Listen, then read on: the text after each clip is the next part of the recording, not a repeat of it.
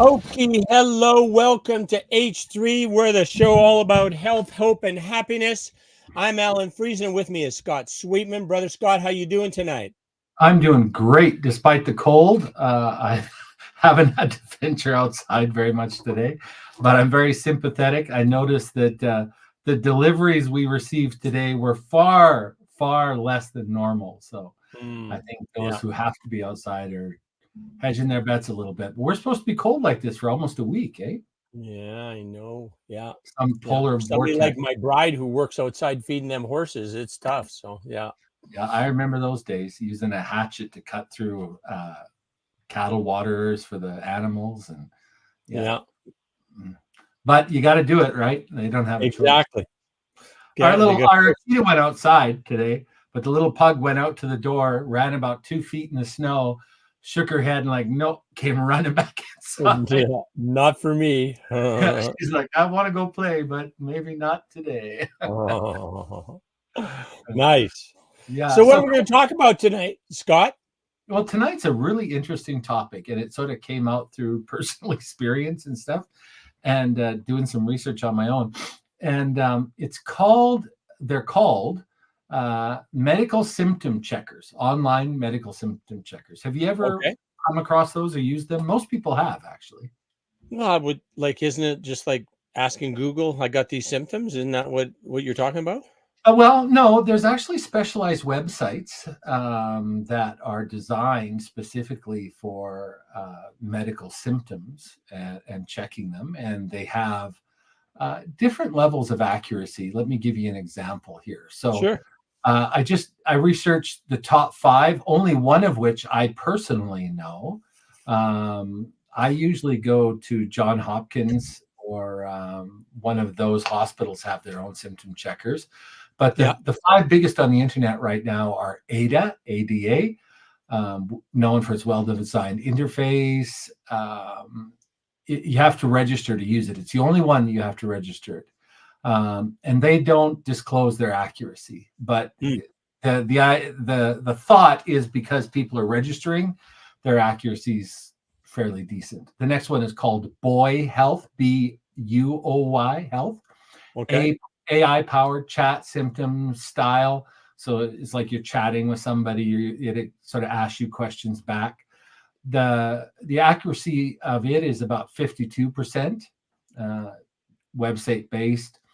Isabel Healthcare System Checker. And this is one that I've never heard of before, but on the top five, it's the highest rated for accuracy at 68%.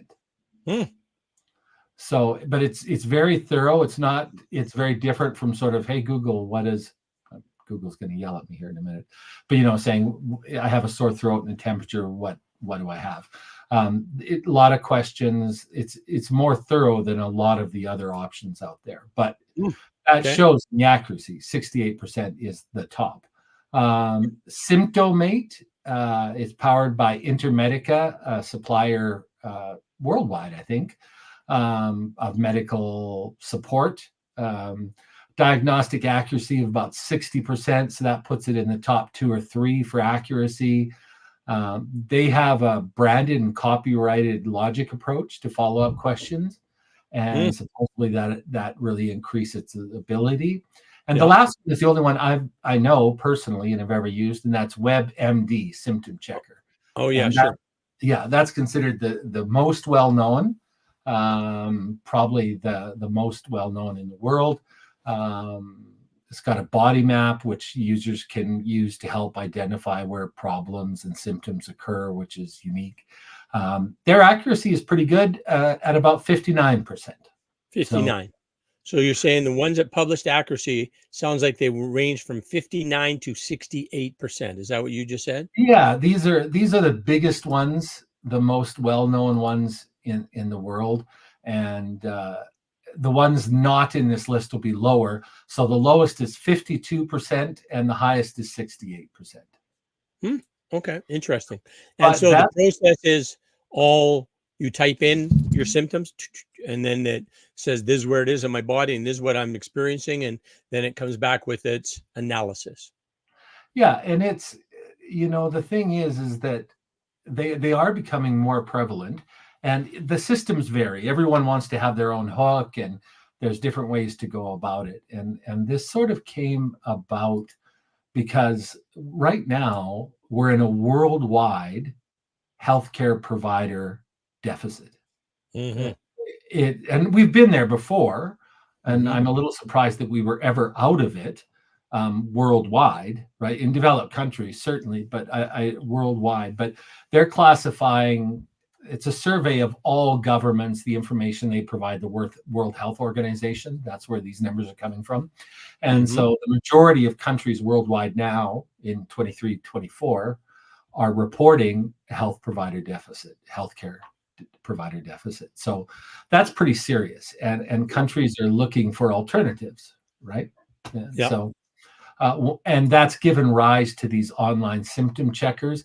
Governments have got involved conditionally. The risk is high. In the past, symptom checkers were really sort of risk adverse. Like there'd be a lot of, well, regardless of what it says, contact your health provider immediately, and that was an important distinction, is what they called their diagnostic accuracy and their triage accuracy.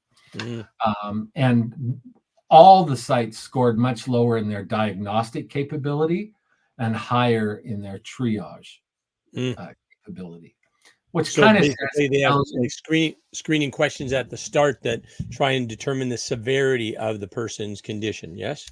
Yes. Yeah, exactly right. And they actually were pretty good.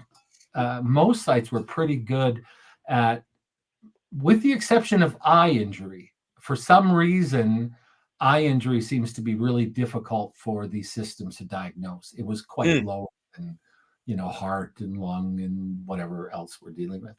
But yeah, the systems were quite good at telling you, get to a doctor or call emergency or whatever. Pretty accurate in those cases. This is coming from over 10,000 studies.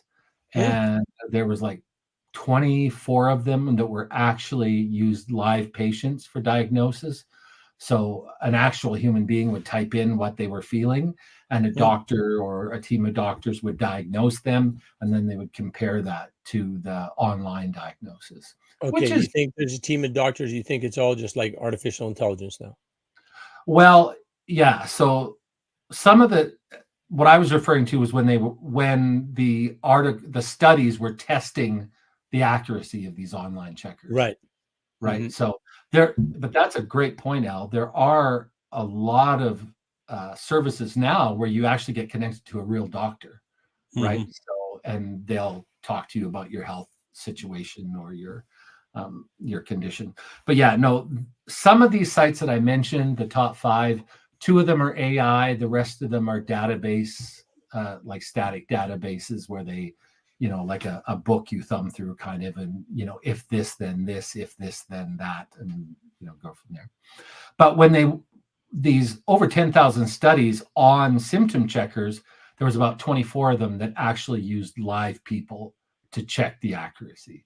And the rest of them used test cases. So they had, like a scenario that you would maybe learn in med school. If these symptoms are prevalent, age, gender, whatever, then the diagnosis is probably this. That's what most websites use. That's what most of the tests use. But still, 10,000 plus studies with over 24 of those studies using live patients and actual doctors to confirm. Pretty accurate, I think, for something that's quite new. Yeah, that makes sense. Yeah, that's fairly accurate. So this, like I said, this is all sort of coming out of both a jump in internet use, right? Everyone, certainly in the developed world and increasingly in the developing world, has access to cell phones or some type of internet connection, more so than they may have to a doctor or a nurse or a healthcare provider. So the projection for use is high. That it's going to become more and more popular, not less popular. Yeah, makes sense. Well, what do we in our community? 50% of people don't have a doctor, right?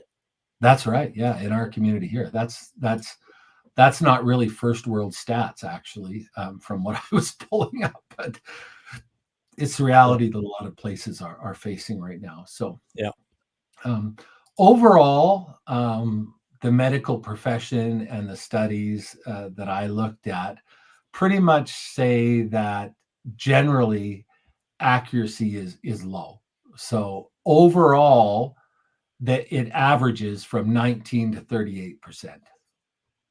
Whoa, I thought the numbers were 52 to 68% In the top accuracy 5 sites. in the top 5.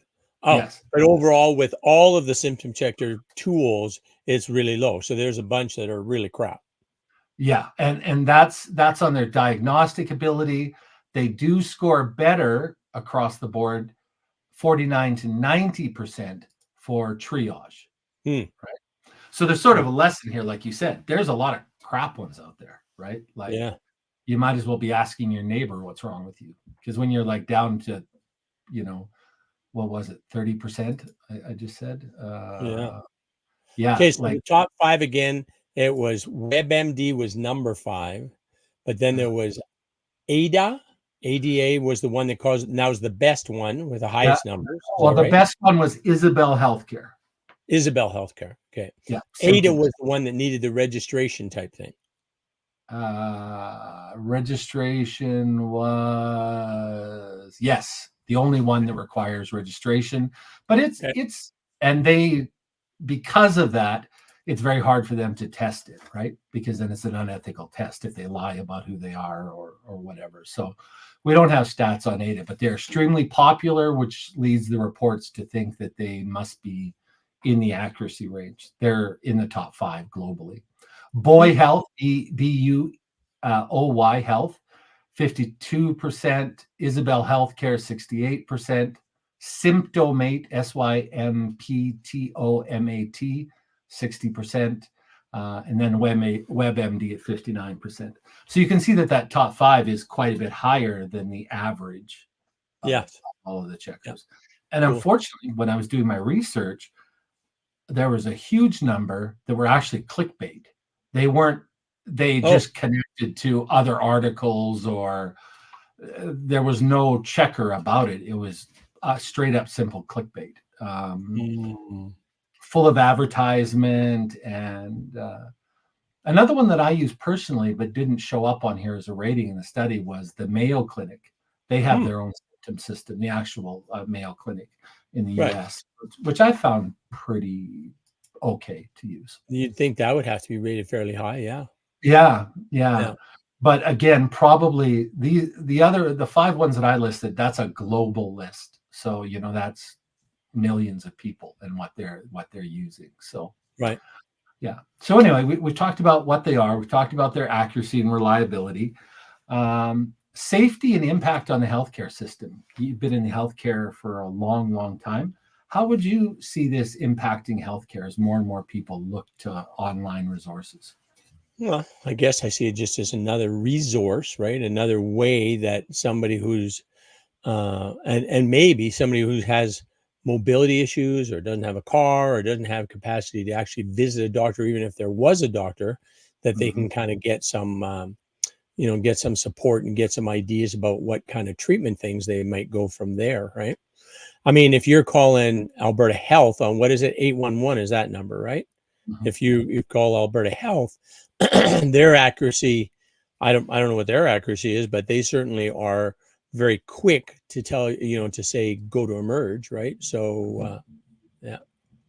Well, and that's how I've sort of found it useful is when I look at them, I research the possibilities. So when I go to the doctor and they ask questions, I have some idea where they're heading to, right? Like, and that gives me a better sense of. We had a situation with a real doctor in Japan, and Sabrina had a condition, and it's called osteo. Anyway, it happens in young kids, and the cap on their bone doesn't stop the bone from growing, so they'll get like a little bone spur. Sabrina had one on her shoulder, and most times they're completely benign. they stop on their own. They can be removed. Sometimes they go away. The body absorbs that extra calcium deposit that was in the bone. So being identical twins, Sabrina suddenly developed this bump on her shoulder collarbone, and Katrina had no bump. So we were a little bit worried about this. In a foreign country, couldn't sometimes communicate with a doctor so well. So we turned to a symptom checker and did a lot of research. And they said, usually the cases of being cancer are extremely low, especially in children. If you're older and you suddenly develop a bone spur, then that's a different situation. But with young, like babies, 1 year old, that often it's this osteochondritis. Maybe that's what it's called. Anyway, osteo, not osteo. Oh, right. Sorry. Osteo. Yeah. Is bone. Right. Anyway, so we were sort of prepared for that. We went in.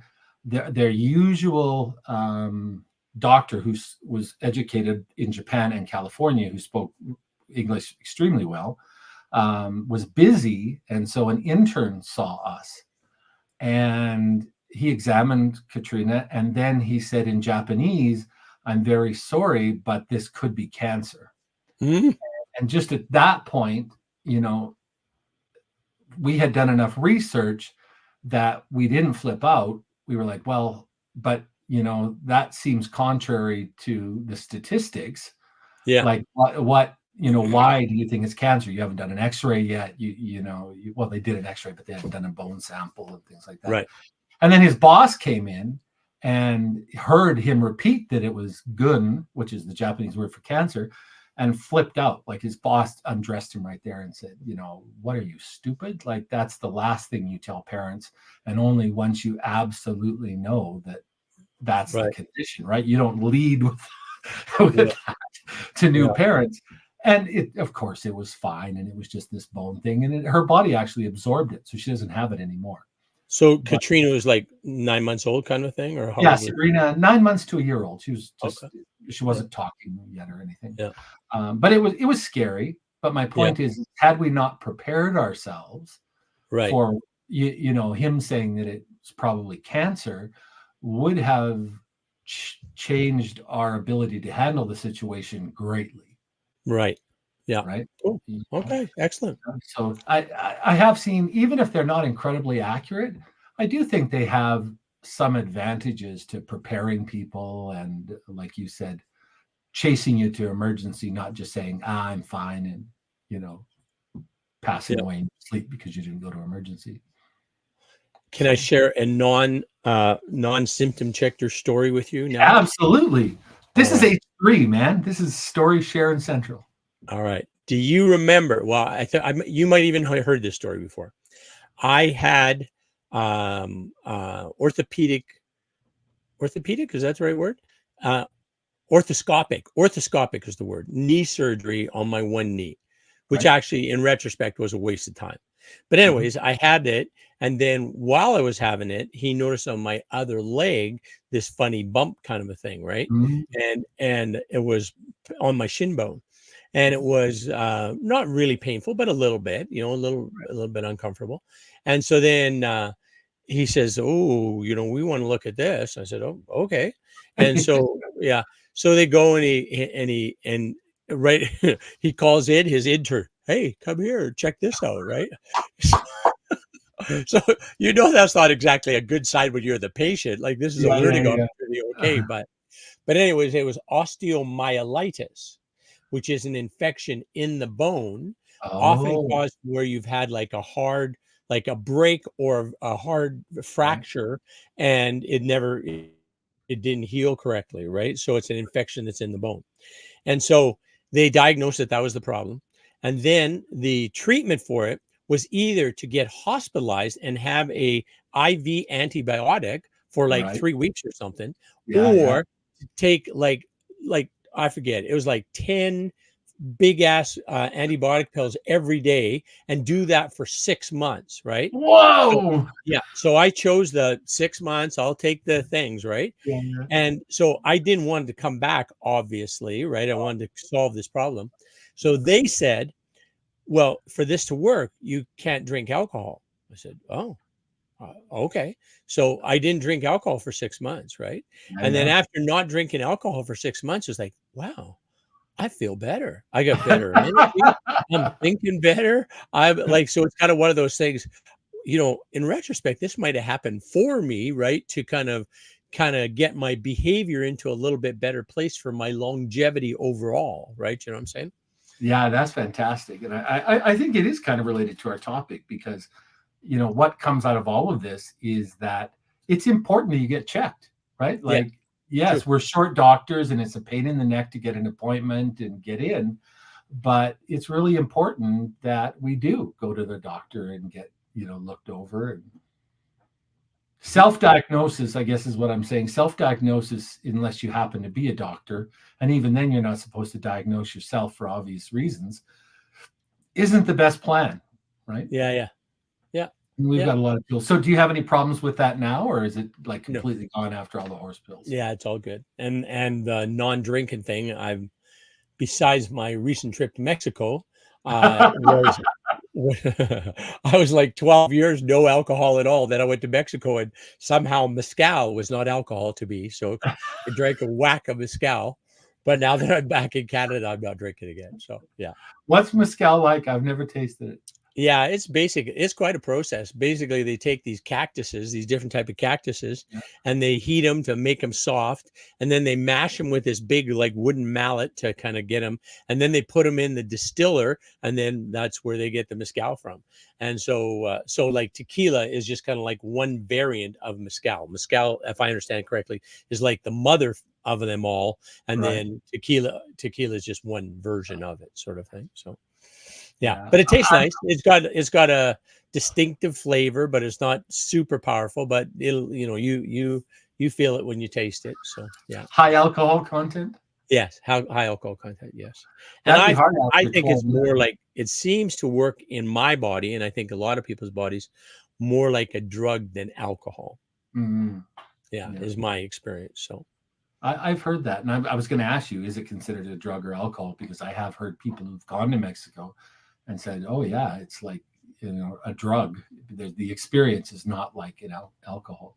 But I'm yeah, like you. I got sick and I haven't had a drink in 14 years now? Nothing, not like zero, because yeah. it interacts with my medicine, right? So, Yeah. Well, yeah. in retrospect, I think I was allergic to alcohol. Oh, Like yeah. when I good look back, like my complexion was all blotchy and everything, and I Mm. would get like really red around my neck when I drank any alcohol. So I think I was probably had some form of allergy to it. So yeah. In Asia, and I think that it's also true with our indigenous population here, every year when they call their new hire season, when new people come onto the company, so kids, right, they're like 18, going out with the company and getting just crazy drunk is part of the sort of hazing ritual. Mm, But Japanese people have a gene, some of them, missing that allows them to properly process alcohol. So it's straight mm, up poison. Like alcohol is a poison. It's a minor sure. poison that we imbibe on purpose. But most of us have an enzyme that helps break it down and make it less poison for us. But some people, traditionally people from that sort of northern Asian. I got to be careful here because it's not so geographic, but it's genetic. And then I also heard that some of our natives in Canada are also missing that gene, and Mm, it's deadly. Every year during new hire season, the news, you hear about these young people who died before they could get them to emergency, and two drinks and they're suddenly in shock, and that's it. It's not like they pounded a 40 pounder or whatever. It's like yeah. two drinks of hard alcohol, and that's it. They're in anaphylactic shock and they can't be recovered. So Wow. Wow. serious stuff. Yeah, no. Tragic situation, right? And so Yeah. yeah. Mm, We should look into it. I should do some research on what I know. When we were growing up, that drinking was a large part of growing up, right? Like it was. you grew up in a rural community, as did I, and Yeah. that was that was Recreation, curling, cribbage, hearts in my area playing cards or drinking or doing a combination of all of those things. Yes. That was Yeah. it, pretty much. And I'm a little ashamed to say also drinking and driving. That made it all the more enjoyable, right? That which was like obviously very reckless and irresponsible. But yeah. We were not lucky, but a tragedy occurred in our community. 5 young girls were killed graduation night because of a drunk driver. Wow. They weren't drunk, but a driver who had been at another graduation party came over the top of a hill on the wrong side and hit them head on. Of course, Oh, he wow. lived. All 5 of them died. Yeah. And I was dating the younger sister of one of the girls. I mean, dating, it was high school, so it's not, hardly considered dating by today's terms, but I think we'd held hands and gone to a couple of dances. But anyway, it was so traumatic that our community, after that, years ahead of when it was popular, went to safe graduations and all of those things, because Nice. in a small community like ours, losing 5 young women was like Huge. Yeah. traumatic. Yeah. What a loss to that community. Yeah. Wow. Yeah. And all kids, everyone, in a small community like that, everyone pretty much knows everyone, and the parents all went to school together and the kids all go to school together. And the victims, it was really tough, obviously, to have those young lives snuffed out. But even the guy, because it was a guy who was driving the drunk, right? Even him, how is his life afterwards, right? Like that'd be forever the guilt you'd have to deal with, that you would cause the loss of those lives, right? It'd be horrible as well. So yeah, I did hear, and I'm not 100% sure, but I know that he was hospitalized, and he did end up passing away. And I don't know if it was from the accident or there's, the rumor mill is that he took his own life because he couldn't deal with it. But he didn't live much past the accident. He survived the accident. Yeah, I know, terribly serious. But the good thing about it, I think, is that young people seem to be much more aware than we were of how it has lifelong effects, not just a hangover.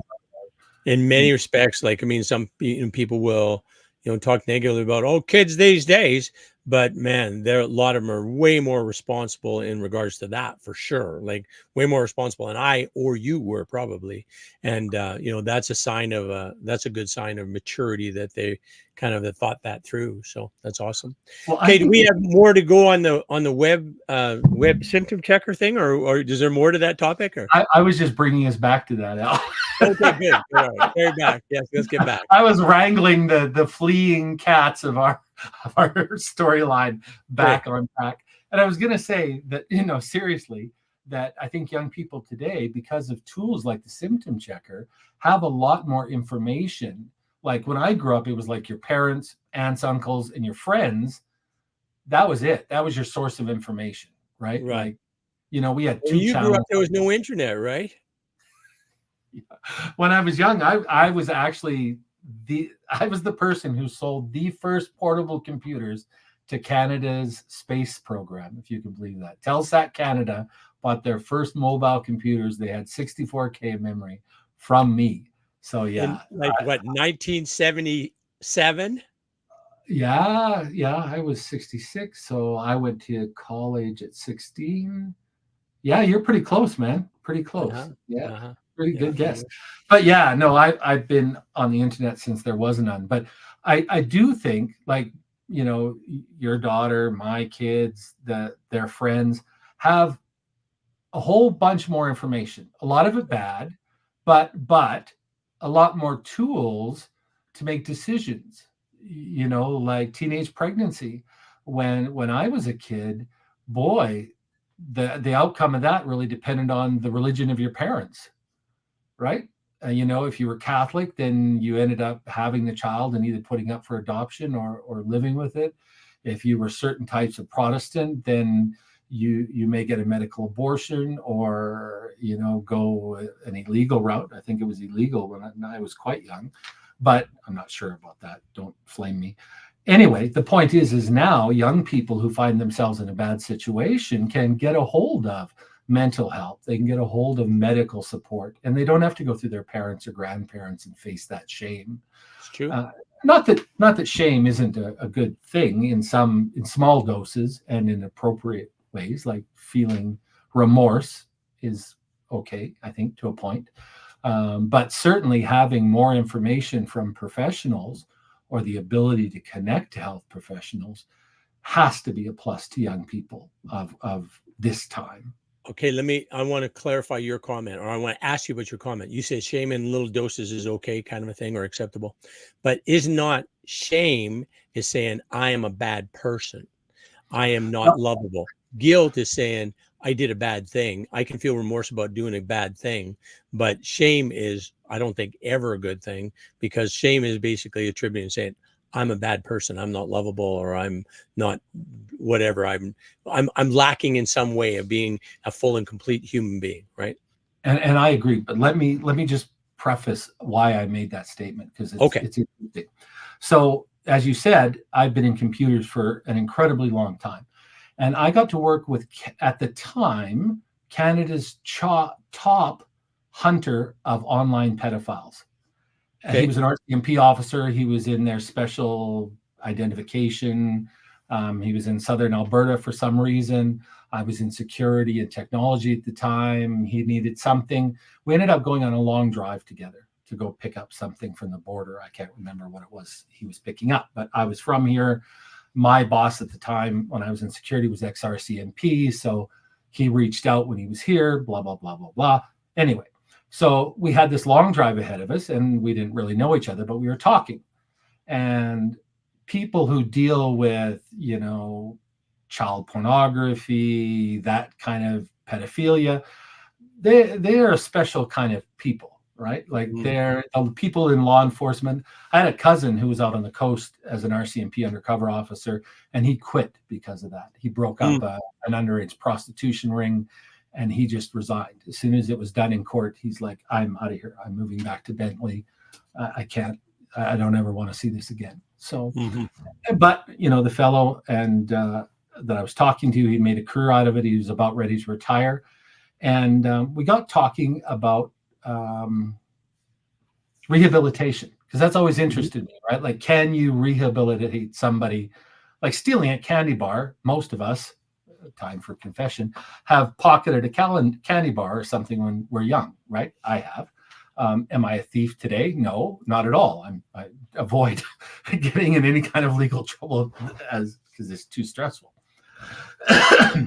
But so we were talking about rehabilitation, and he brought up his field, and I mean, I already knew that, but he was talking about how when he worked in the northern communities as a regular police officer and Indigenous communities, that when they did something wrong against the community, they would have to come to the community and admit to everyone what they had done. Say it out loud. And there was a moment of shame that person felt. And then there was a moment when everyone forgave them. Okay. So basically saying the shame was kind of necessary for the person who had done the horrendous act to be able to have that experience in order for them to be redeemed, kind of a thing.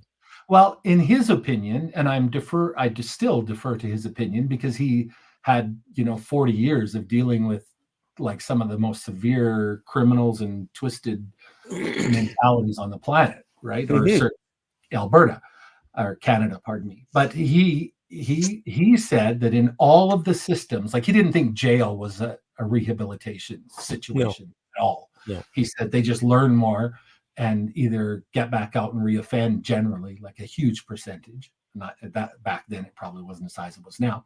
But when he was in these northern communities, he had witnessed the value of a little bit of shame. And I was younger then, and I, like you, I thought, oh, shame's bad, right? You're saying that I'm evil, I'm irredeemable. But he really felt that, the fact that you admit it in front of the community, and the community never forgets, right? They forgive you, but they never forget. And that idea that they know what you've done, but they still accept you. You're still welcome at, community events. You're still welcome at the, the parties and those types of things, that person could feel that they had in fact rehabilitated. So it allowed that person to feel like they had gone through. Sorry, man. Wow. So I'm not arguing at all. No, no. And I think that shame is generally a negative attitude. But I was presented with that story when it was sort of a formative period when I was thinking about, good, evil, the mistakes we make, how we become better people, all of that stuff. And this gentleman had experienced a lot of stuff that I had never experienced. And that was his opinion. His opinion was that a little bit of shame is a way for people to rehabilitate, to feel that. So I don't know. Anyway. No, I appreciate that. I think that makes that I can understand the context and how that makes sense. Yeah. Okay. Yeah. Cool. I agree with you. I don't think carrying around shame is good for you. And right. His example was sort of the idea that you got the shame out, right? Like, because you feel shame when you do bad things. We all do, especially if you do them on purpose. Most people then feel guilty, right? Like if you do something knowingly wrong, at least I do. When I do something knowingly wrong, I kind of feel bad about it, right? And I wish that I had done it. But that's like you feel guilt. You don't like it's not shame, right? Yeah. Well, I don't know, because for a lot of people, it's okay. So maybe according to him, you need the shame to want to change. Just or feel like you've gone through some transformative process. I think. Okay. I co-wrote an article on Pressusong Church in Manitoba, beautiful Catholic church, and I helped interpret the symbolism in that church. They published the article in the Journal of North American Religion, and I had a great talk with the priest there. And in his church, in Pressusong Church, the confessionals, at least when this priest was there, they didn't use them. He encouraged his community to confess openly in front of the congregation. And he felt in a similar way that by doing that, it was sort of a painful process that the sinner or the person doing confession could feel like they had atoned for what they had done. Okay. So I don't know. Those are just two experiences with two people that are sort of in the business of rehabilitation that have said a little shame can be a good thing. So that's where it came from. Yeah. Well, thank you for that. I kind of got us off track again. Back to the symptom checker episode. What are we talking about now? Yeah. So the symptom checker is, the bottom line is, it's a developing resource. Right? Yes. Use it, but realize, even if you're on the biggest 5 in the world, you're only really talking 60%. But that 60% can give you some good information. And they're much better at saying, yeah, you need to go see a health professional. So if you think something's wrong and you really need someone else to tell you there's something wrong, hint, hint, if you think there's something wrong, just go to a doctor. But if you really need something else to tell you, yes, you're not being a wimp, you're not being paranoid. Or as you did, you used it pre-doctor, and then you were less, you freaked out less with the cancer diagnosis that the Japanese doctor gave, right? So it could be where it's a pre-tool before you get to the doctor, right? Yeah. So, yeah. Well, just recently, like I had some lumps in my stomach. The doctor was a little concerned. So I thought, okay, while they were setting up the test. So I Googled it, right? I want a symptom checker. And they said, yep, can be cancer, can be this, can be that, can be this. I said, okay, worst thing to deal with would be cancer. Went on the website, the cancer website, Cancer Canada, I forget what it's called. And there was some great advice on there. And the advice was, if you've just been diagnosed with cancer, relax, breathe a bit, give yourself time to adjust to it, and, make a decision. What are you going to do with the time you have, however long it is? Sort of hint, you should do this every day anyway. Yeah. And it was a really good preparatory tool in case it turned out not to be cancer, just scar tissue or some other kind of lump. But still, like you said, the tools allowed me to prepare. Had it been the worst, it wouldn't have been a huge shock to me. And I would sort of know, well, okay, this is how I need to move forward right now. So our message is symptom checkers are good. Use them with discernment. Oh, perfectly said, brother. Perfectly. Yeah. User beware, but they're not junk. If they're giving you a bunch of ads for weight loss programs, hair color, or pornography, probably they're clickbait. But Yeah.